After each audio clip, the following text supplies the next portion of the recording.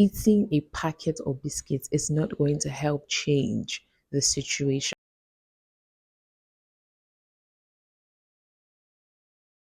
Hey there, Sharon here. Welcome to the side of YouTube where I inspire, encourage, and edify you.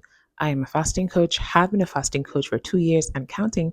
My clientele comprises individuals who live in Nigeria, Canada, USA, UK, Ireland, just to mention a few. I have a whole playlist of enriching, insightful videos on fasting that I think you should check out. It's basically like a crash course.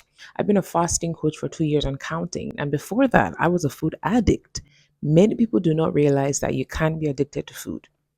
Your brain cannot differentiate between the object of addiction, whether it's foods or drugs. The unifying factor, the common factor of addiction is dopamine.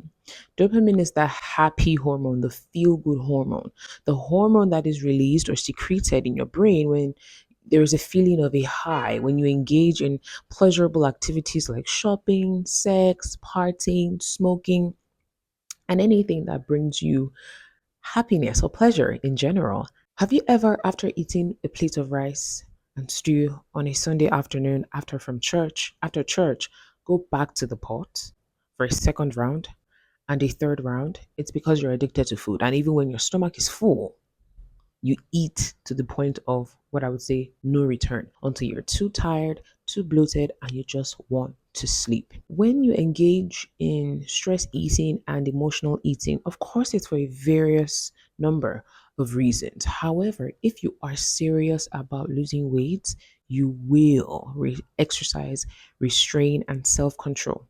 Eating food to feel better is just like playing sad songs in the shower so that you can cry more.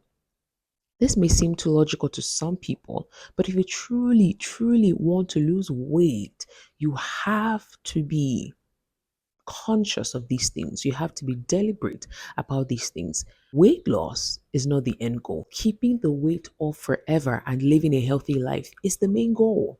And how do you get to this point where you have shed off the weight and shed off the excess fat? It is the daily, consistent habits of yours. In my 30 days program, which is shredded, some of my clients encounter an obstacle or a road bump in the progression or in the journey to a better them. One thing that I tell them is to not give in to the feeling. The truth is, you want the situation to improve. The situation you're sad about, the situation you're crying about, you want the situation to improve. Only then will you feel better. So I ask you, how is wolfing down a pack of chocolates going to change the situation? How is that going to change the situation?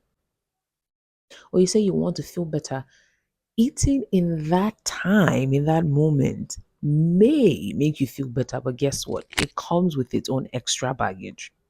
What you need at that time is not dopamine. What you need is serotonin. Serotonin is the chemical that your body or your brain needs to secrete in order for you to feel better. How do you release serotonin instead of dopamine? In this day and age where everybody is high on dopamine, looking for a dopamine rush, you should aim to for your body to secrete serotonin. How do you make sure of that? One, go on a run.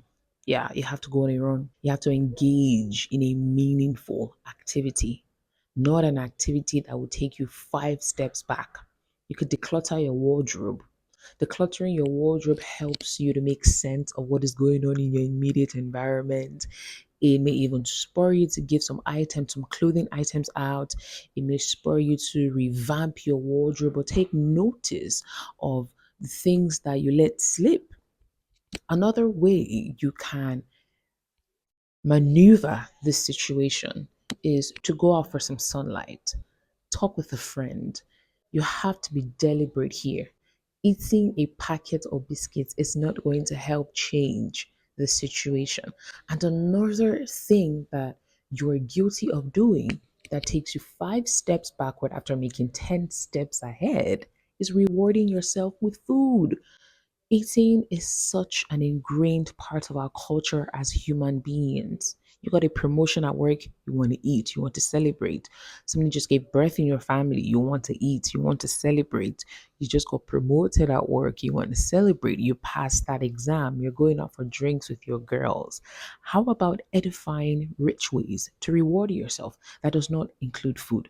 So I would like to know, what other ways can you reward yourself apart from eating? Even when you're angry or told to eat to feel better, when you're happy, eat to feel better.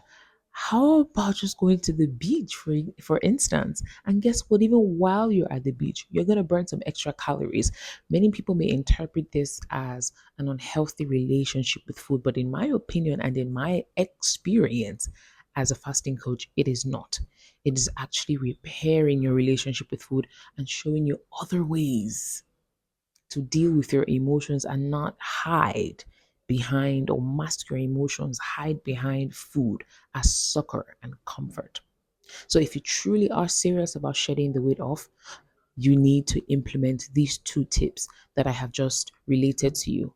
One, don't go for dopamine, go for serotonin. And number two, find edifying rich ways to reward yourself. If you're in need of a fasting coach or you want to kickstart or continue your fasting journey or your wellness journey, as I love to say it, you can reach out to me on Instagram at Fierce Sharon or Fast with Fierce Sharon. And until my next video, be the light and spread love. Adios.